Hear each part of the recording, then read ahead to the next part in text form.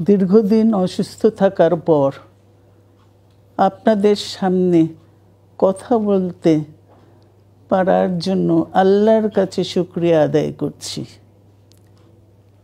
আমার কারাবন্দী অবস্থায় আপনারা আমার কারামুক্তি ও রোগ মুক্তির জন্য সংগ্রাম করেছেন, দোয়া করেছেন।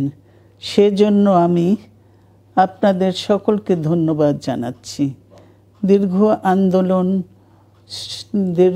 আন্দোলন সংগ্রাম ও ত্যাগের মধ্য দিয়ে আমরা ফ্যাসিবাদী অবৈধ সরকারের কাছ থেকে মুক্তি পেয়েছি।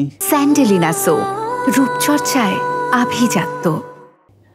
আমি আন্তরিক ধন্যবাদ জানাতে চাই আমাদের বীর সন্তানদের, যারা মরণপণ সংগ্রাম করে এই অসম্ভবকে সম্ভব করেছে।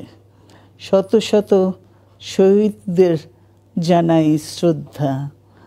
এ বিজয় আমাদের নতুন সম্ভাবনা নিয়ে এসেছে। দীর্ঘদিনের নজিরবিহীন দুর্নীতি, গণতন্ত্রের ধ্বংসের স্তূপের মধ্য থেকে আমাদের নির্মাণ করতে হবে এক সমৃদ্ধ বাংলাদেশ। ছাত্র তরুণরাই আমাদের ভবিষ্যৎ।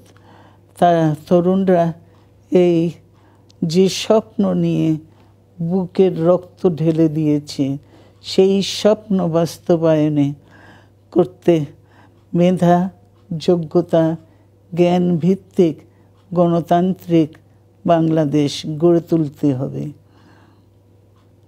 শোষণহীন সমৃদ্ধ বাংলাদেশ। সকল ধর্মের গোত্রের অধিকার নিশ্চিত করতে হবে। শান্তি, প্রগতি আর সাম্যের ভিত্তিতে আধুনিক বাংলাদেশ নির্মাণে আসুন আমরা তরুণদের হাত শক্তিশালী করি। ধ্বংস নয়, প্রতিশোধ নয়, প্রতিহিংসা নয়, ভালোবাসা, শান্তি ও জ্ঞান ভিত্তিক সমাজ গড়ে তুলি। আল্লাহ হাফেজ। বাংলাদেশ জিন্দাবাদ।